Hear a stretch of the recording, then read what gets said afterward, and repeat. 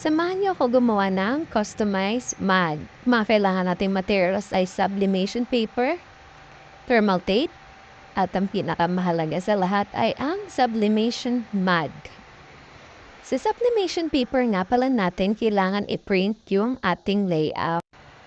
Then, ikat natin isa-isa at ikapit na sa sublimation mug gamit ang thermal tape. After nun, i-open na natin yung ating mug heat press at painitin natin at least 5 seconds. Pag mainit na siya, pwede na natin ilagay yung mug at hintayin na lang natin matapos yung timer niya. Nakasetup na kasi yung heat press ko. So, antay mo na lang yung beep na sound. Then, okay na siya. Alisin mo na siya sa heat press. Then, let it cool down. At alisin mo na yung thermal tape at yung sublimation paper para makita mo na yung design. At ito na nga pala yung finished product natin. So, yun lang. Bye guys!